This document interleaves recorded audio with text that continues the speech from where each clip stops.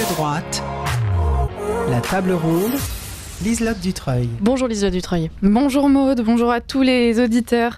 Alors l'actualité a récemment été marquée par le meurtre de Lilian Dejean, un agent municipal de Grenoble. On aurait dû dire il était au bon endroit au bon moment puisque Lilian Dejean, plein de bonne volonté, tentait d'intervenir ce matin-là sur un accident de la route auquel il avait assisté. Mais non, dans la France de 2024, les belles âmes qui veulent se mettre au service d'autrui, lorsqu'elles assistent à un accident, sont au mauvais endroit, au mauvais moment, puisqu'elles finissent apparemment avec 3 balles de 9 mm dans le torse. Si les habitants de Grenoble sont encore sous le coup de l'effroi, pour Nicolas Boutin, journaliste de Valeurs Actuelles, ce drame s'inscrit parfaitement dans la longue descente aux enfers de Grenoble ces derniers mois. Il a suivi l'évolution de cette dernière durant 1 an et vient nous dresser le portrait de cette ville qui a tant de jumelles en France. Nicolas Boutin, bonjour et merci d'être parmi nous. Bonjour Liselotte. Alors peut-être que vous pourriez commencer par justement nous représenter en détail ce triste drame, celui du meurtre de Lilian Dejean qui a beaucoup fait parler dans l'actualité ces derniers jours. Oui, alors on est dimanche matin, il est 7h30, il y a ceux qui vont travailler comme Lilian Dejean et puis il y a ceux qui vraisemblablement sortent de boîte de nuit ou en tout cas de soirée bien arrosées, vraisemblablement. C'est le cas de Abdou Diallo, qui a 25 ans, qui est officiellement livreur Uber Eats, mais qui est surtout connu pour des vols, pour des trafics de stupéfiants, pour des violences, et qui a une interdiction d'armes, de porter une arme jusqu'en 2028. Et puis, il est au volant d'une Audi RS3. Donc, c'est un véhicule très puissant qui est immatriculé en Pologne, qui est un véhicule de location, qui a été sous-loué ensuite et qui est passé de main en main, ce qui a rendu l'enquête un petit peu compliquée. Et puis donc Abdou Diallo, il fonce sur ce boulevard qui longe la mairie, le Stade des Alpes, en plein cœur de Grenoble. Et puis il roule donc à vive allure et percute par l'arrière une voiture arrêtée à un feu rouge, dans lequel se trouvait une personne âgée qui, par chance, s'en sortira avec 6 jours d'ITT et quelques blessures plutôt légères. Mais finalement, le drame se joue dans les secondes qui suivent, puisqu'on a donc Lilian Dejean, qui lui a 49 ans, a 2 enfants, et qui est à bord de sa voiture. Et lui travaille, il est agent municipal dans la propreté, au service propreté.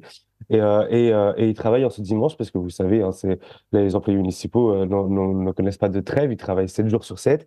Et donc, il est témoin de cet accident, et puis donc, il vient porter secours aux victimes, voyant que le ton monte et que le suspect, donc Abdou Diallo, est un petit peu, comment dire, véhément, agité, et qu'il aimerait bien s'enfuir, et l'employé municipal essaye de le calmer dans un premier temps, puis s'interpose, et finalement, Abdou Diallo lui tirera 2 balles dans le thorax.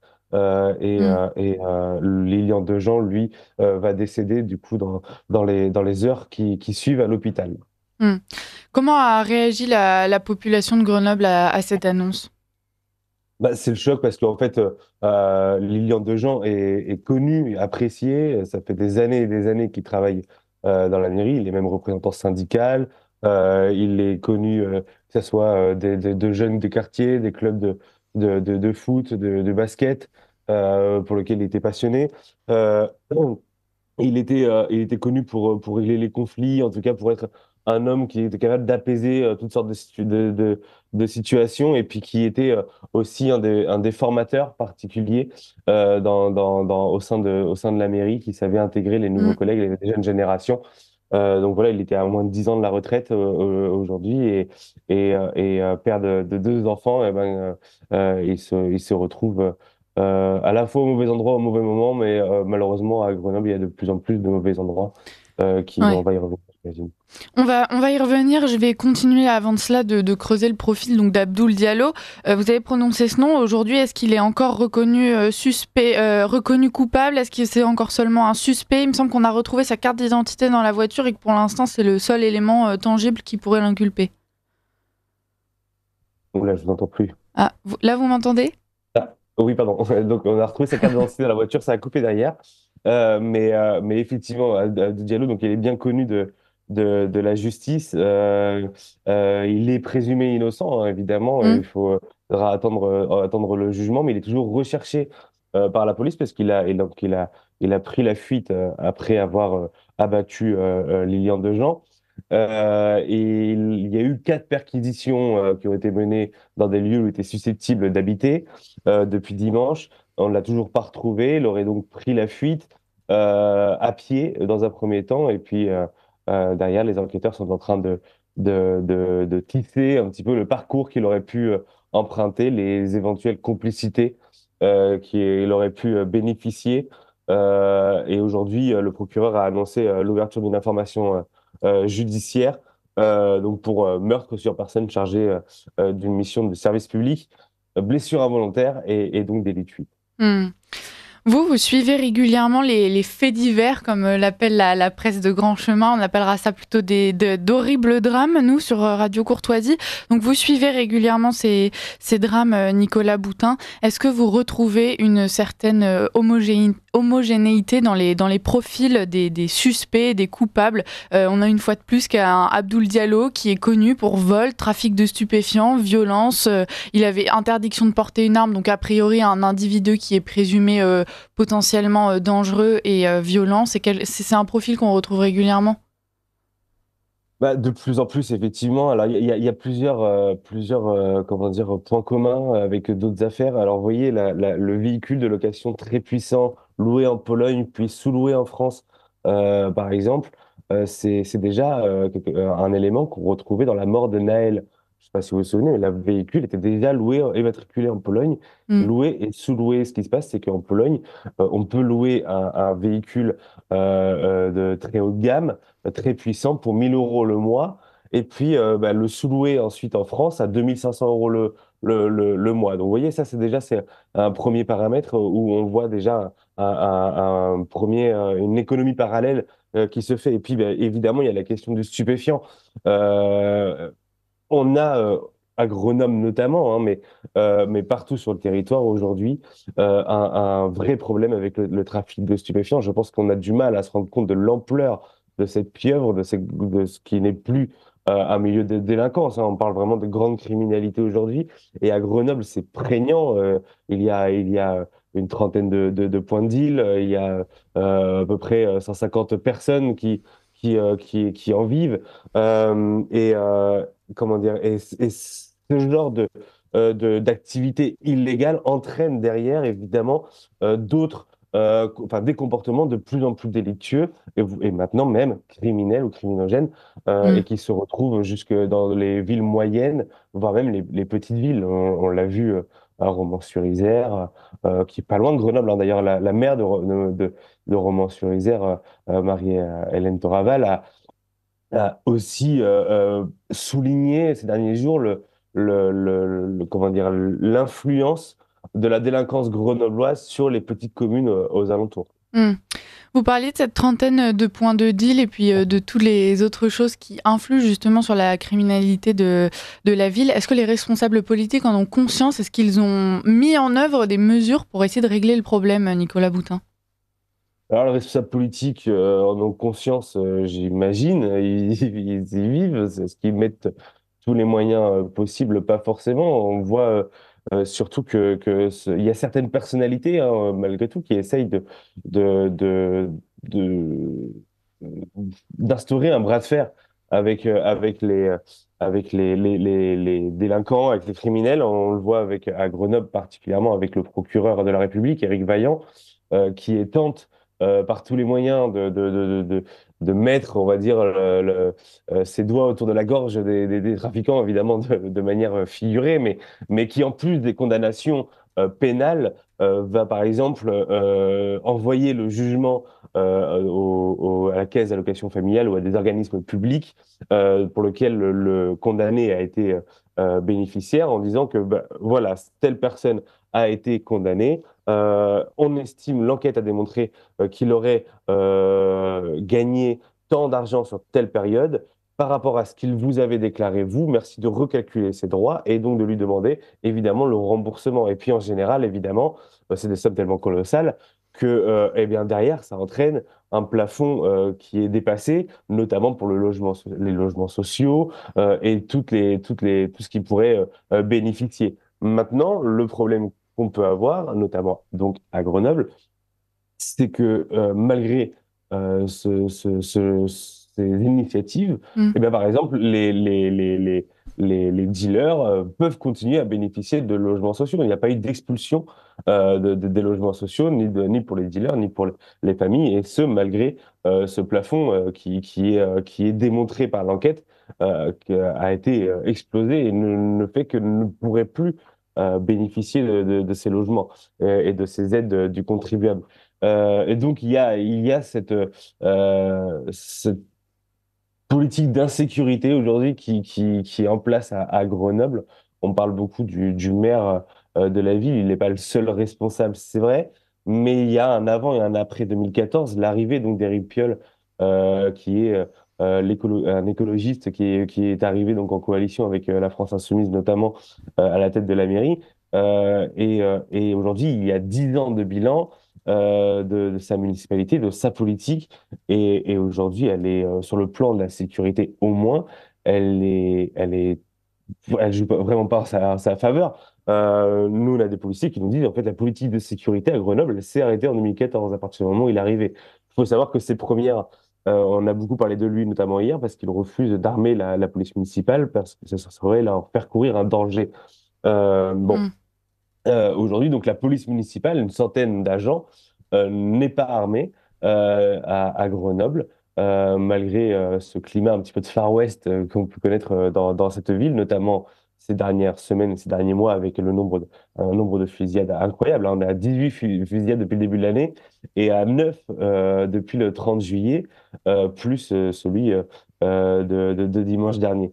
Grenoble, aujourd'hui, est rentré dans une spirale infernale. Ça, c'est ce Mmh. que certains politiques nous disent aussi. C'est le député Yannick Neuder, notamment, qui est vraiment très inquiet pour l'avenir de la ville. Il faut savoir donc qu'on a beaucoup parlé, donc, pardon, je me répète un petit peu, mais Non, allez-y. sur la police municipale, le fait qu'ils soient pas armés. En 2013, la mairie socialiste avait commandé les armes pour la police municipale. C'était d'ailleurs à l'époque la mode, quasiment les maires des grandes villes armer leur police municipale.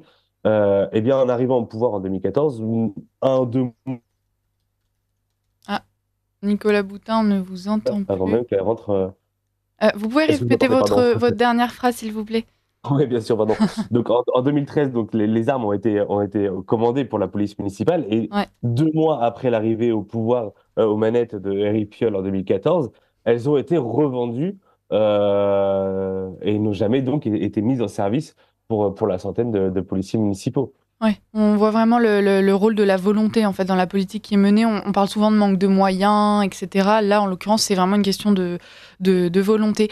Comment réagit la population justement à cette politique? Est-ce que la population est plutôt demandeuse d'ordre, d'autorité ou pas? Parce que par exemple, on a vu qu'au moment de la loi Asile et Immigration, et on fera le lien juste après justement avec l'immigration, on a eu des gros soulèvements, notamment des associations de gauche très engagées, des collectifs, des universités qui se sont mobilisées contre cette loi immigration, donc un terrain d'activistes de gauche assez puissant à Grenoble. En tout cas, d'un point de vue extérieur, vous allez nous dire si ça se vérifie ou non. Bah, je vais vous faire une petite confidence pour être rentré dans le bureau du procureur de la République. Il y a deux très gros dossiers dans son bureau. Il y en a un sur le narcotrafic et l'autre sur l'ultra-gauche. Grenoble, effectivement, est une place centrale de l'ultra-gauche. C'est très difficile évidemment, de parler au nom de la population. Il y a effectivement une très grosse minorité agissante d'associations, etc., qui organisent énormément de manifestations, de dégradations. Il y a des squats, il y a des tags, et il y a des affiches, des autocollants un peu partout, dénonçant effectivement la société de surveillance, notamment des caméras de surveillance. C'est très intéressant aussi, ça, il faut qu'on en parle. Mm. On a effectivement, donc, comme vous dites, hein, donc des squats, des mobilisations associatifs. Mais pour parler quand même avec les habitants de Grenoble, il y a un vrai problème, c'est que l'insécurité Ah, ça saute, le réseau a sauté à nouveau, Nicolas au Boutin. centre-ville, en fait. Allez-y, répétez vos derniers mots. Pardon. Non, les habitants de Grenoble voient l'insécurité arriver et s'amplifier Ouais.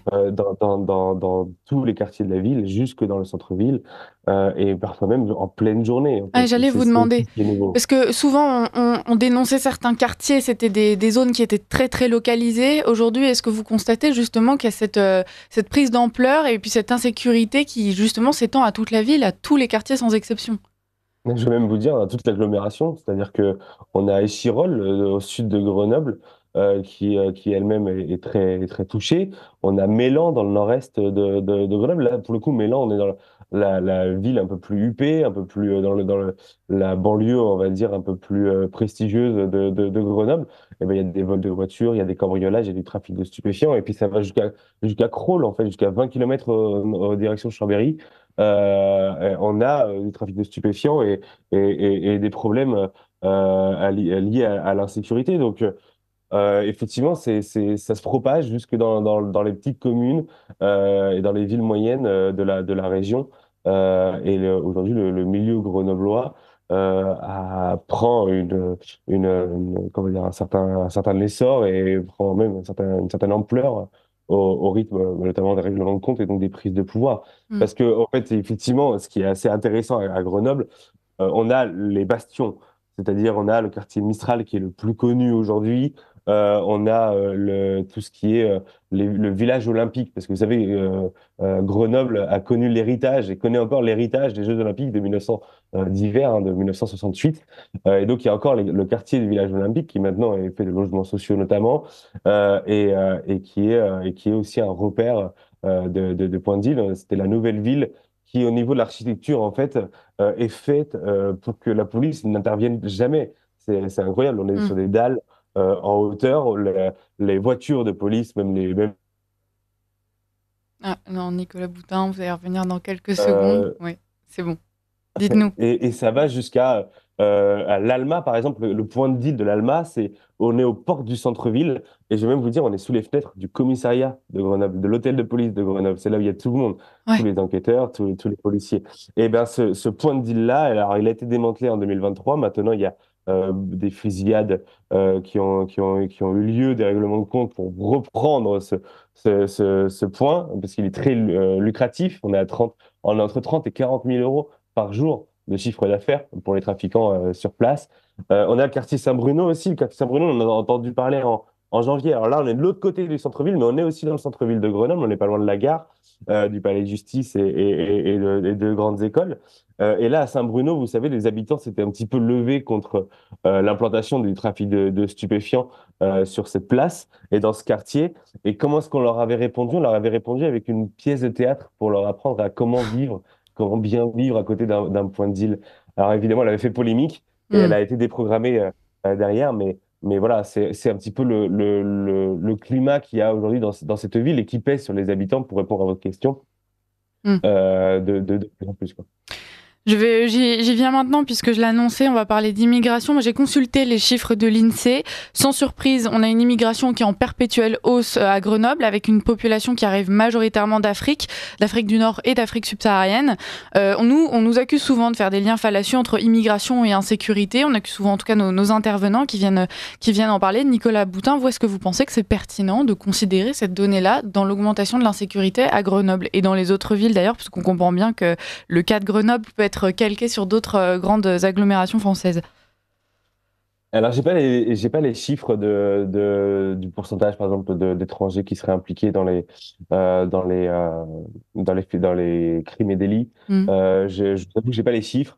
Par contre, moi, ce que je peux vous dire, c'est que on peut en parler de manière tout à fait libre, puisque à Grenoble, c'est bien connu. Et, il y a eu d'abord les Italiens qui sont venus. Grenoble a été souvent une base arrière, on va dire, de la grande criminalité. Dans les années 70, les Italiens, les Siciliens notamment, avaient des points de chute à Grenoble, ce qui donne d'ailleurs le quai des pizzerias sur les bords de l'Isère, où traditionnellement ces restaurants servaient à blanchir l'argent de la mafia italienne. Mm. Et puis, au fur et à mesure des années, c'est la communauté gitane qui a repris la grande criminalité. Et puis aujourd'hui, et c'est reconnu par tout le monde, ce sont les Maghrébins qui ont repris le pouvoir, le contrôle de la grande criminalité. Et donc, c'est là où on a vu cette mutation et cette métamorphose de la délinquance qui, avant, on va dire, était un petit peu plus dans l'obscurité du milieu de la nuit, du milieu criminel. Et aujourd'hui, s'étend dans tous les quartiers de Grenoble jusqu'en plein jour. Hmm. Maintenant, Et qui n'a pas on les a mêmes cibles aussi, il me semble. Alors je dis peut-être des bêtises, mais quand on parle de la mafia italienne, c'était des guerres de clans, c'était quelque chose qui était quasiment organisé entre eux. Aujourd'hui, apparemment, les criminels qui ont repris le flambeau peuvent s'attaquer au premier passant, au tout venant, pour une cigarette refusée. Je grossis le trait, mais même pas en fait. pour venir en aide à un accident de voiture. Voilà. Non, mais effectivement, on a aussi comment dire, cette délinquance qui va toucher tout le monde. Alors, il y a la règle de compte qui vont véritablement se jouer toujours entre trafiquants. On a à peu près 5 réseaux qui se partagent comment dire, la cartographie des points de stupéfiants, des points de deal sur Grenoble. Mais effectivement, il y a des victimes collatérales et puis il y a des meurtres gratuits de la part de délinquants multirécidivistes. Il est aussi là le truc, parce que, alors, donc on parle de Lilian Dejean, mais on peut se souvenir aussi d'Adrien Pérez Alors Nicolas Boutin, c'est à nouveau. à la sortie du discothèque. Ouais. Pardon, oui, non, je parlais donc d'Adrien Mm. Pérez qui a été tué au sein à la sortie d'une discothèque en venant en aide à un ami qui se faisait agresser en 2018, si mes souvenirs sont bons. On Ouais. peut parler aussi de Kevin et Sofiane euh, à Villeneuve, je crois, dans le quartier au sud de Grenoble, à la limite avec Échirolles, qui ont aussi été gratuitement agressés, mortellement agressés, surtout en 2012, qui avait donné d'ailleurs une chanson de Calogero. Et on a effectivement tout ce, comment dire, euh, ces meurtres gratuits qui viennent s'ajouter au cambriolage, au vol, aux agressions, et qui sont de plus en plus monnaie courante à Ouais. Grenoble. Vous avez parlé de cette pièce de théâtre qu'on a proposée aux dealers pour leur apprendre le savoir-vivre. On a parlé donc de ce maire écolo qui refuse d'armer la police municipale. En revanche, apparemment, de ce que vous nous disiez, il y a des caméras de surveillance qui ont été mises en place. Euh, Comment expliquer justement qu'on accepte de surveiller toute la population sans faire de tri? C'est-à-dire que tout le monde sera dans le même panier désormais, on marche dans la rue, on sait qu'on est filmé et personnellement, et je pense que je peux parler au nom de certains de nos auditeurs, de la plupart même, savoir qu'on est filmé en permanence dès qu'on met un pied en dehors de chez soi, c'est assez déstabilisant, assez dérangeant. Tout ça au nom de la sécurité, justement. Si on comprend bien, le maire a choisi de surveiller l'ensemble de la population plutôt que de mettre en place des mesures pour cibler justement les populations qui posent problème, en l'occurrence celle des criminels et des délinquants qui apparemment agissent en bande et donc sont plus ou moins connus. Alors oui, alors en fait, le souci qu'on a dans les caméras de surveillance à Grenoble, alors déjà, il y en a très peu. Je vais vous donner les chiffres, mais on est à 118 caméras de vidéosurveillance sur Grenoble, pour une ville de 159 000 habitants, si je dis pas de bêtises. On, Alors Nicolas Boutin, à Grenoble, ouais. on est à 700 à Angers, par exemple. On en a 600 à Nîmes, 500 à Aix-en-Provence, qui sont plus ou moins dans le même ordre de grandeur. Alors, Éric Piolle, qui avait fait une promesse de campagne de retirer les caméras de surveillance et de les revendre à Christian Estrosi, pour lequel ils sont pas vraiment très amis. Lui, il va nous parler de 1500 caméras parce qu'il y a des caméras des transports publics, etc. Tout. Mais en tout cas, ce qui est sûr, c'est que sur les 118 caméras à Grenoble, c'est surtout de la vidéo verbalisation. Je ne sais pas si vous voyez un petit peu ce concept, c'est-à-dire que c'est automatique. La caméra peut voir une voiture mal garée, voir si vous avez dépassé votre stationnement, enfin l'heure de stationnement, et donc vous avez une verbalisation automatique qui est adressée. Et donc, en fait, les policiers nous disent, donc il y a des caméras dans cette ville, mais en fait, elles surveillent, mais surtout elles verbalisent. Hmm. Et donc, elle va surtout verbaliser finalement l'habitant comment dire, le fameux vache à lait, comme on les appelle, quoi, les habitants moyens, honnêtes, mais bon, qui ont peut-être 1 heure ou deux de retard sur le paiement de leur stationnement ou qui sont garés en double fil à un endroit. Mm. Le vrai problème de la vidéosurveillance, c'est qu'elle n'aide pas les enquêteurs. Et d'ailleurs, on le voit, et l'affaire de dimanche, elle est très intéressante et d'ailleurs assez grave, je trouve, parce que certes, l'accident, il est filmé. On est devant l'hôtel de ville de Grenoble. L'accident est filmé, il est capturé par la caméra de vidéosurveillance et on sait donc ce qui s'y passe. On peut le voir. Maintenant, le chauffeur a pris la fuite. Eh bien, avec seulement 118 caméras et qui sont principalement tournées vers la verbalisation d'automobile, eh bien, on a été incapable de pouvoir suivre à la trace la fuite de Abdou Diallo. Mm. Et ça, c'est quelque chose qu'il faut avoir en tête, c'est qu'aujourd'hui, on est le troisième jour après la fuite. Si demain, avant son interpellation, qui j'espère sera imminente, si avant son interpellation, il y a un nouveau drame qui se joue ou si l'interpellation se passe mal, il y aura une responsabilité politique là-dessus parce qu'il donc, il n'y a pas eu de caméra capable de le suivre et surtout, il n'y a pas eu de centre de supervision urbain.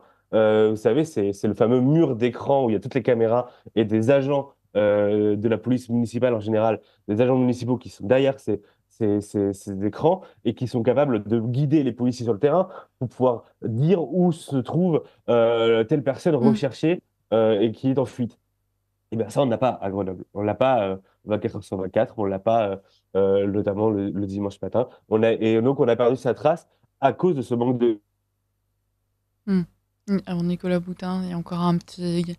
de cette société Ouais. toute surveillée, mais peut permettre d'élucider certains faits criminels et Mm. certaines... Il nous reste quelques minutes d'interview. Alors, je crois que vous nous entendez, c'est bon? Oui, oui. J'aimerais conclure justement en vous demandant quel est votre constat après un an d'observation de Grenoble. Est-ce que la situation finalement escalée depuis 2014, vous nous disiez, il y a eu quand même un basculement depuis que le maire de Grenoble est en place. Est-ce qu'il y a quand même une aggravation mois après mois? Qu'en est-il, Nicolas Boutin? Oui, ben l'aggravation, qu'on le voit au nombre de fusillades. Aujourd'hui, on a donc à 18 fusillades depuis le début de l'année, 9 depuis le milieu de l'été, donc en un mois en fait, qui concerne le trafic de stupéfiants. On voit malgré tout ce qu'on me parlait au tout début, que certains acteurs locaux tentent de faire les choses, voilà, de d'endiguer cette voyoucratie grenobloise. Mais effectivement, on a donc cette spirale infernale qui continue.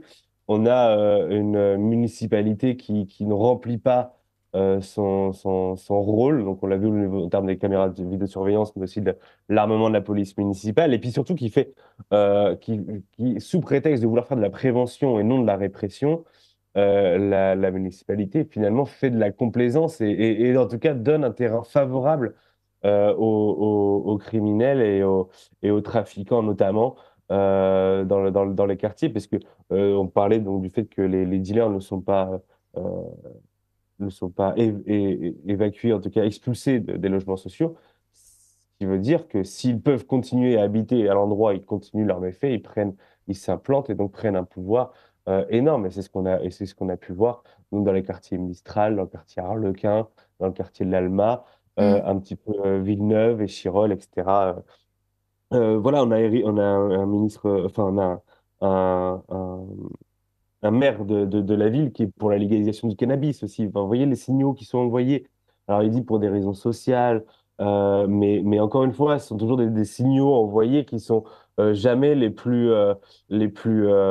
comment dire, on n'a pas de signal en vérité pour déclencher une véritable guerre contre les trafiquants, parce que je pense que le mot il est là. Aujourd'hui, on a une guerre de gangs, on a une guerre de territoire, sauf qu'elle ne se fait pas avec les forces de l'ordre Mm. ni avec les enquêteurs, elle se fait entre trafiquants.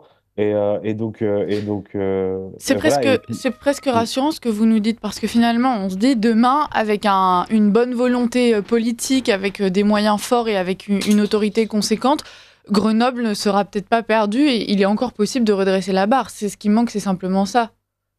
Il y a trois piliers pour une politique de sécurité. Il faut la justice, la police et la politique municipale.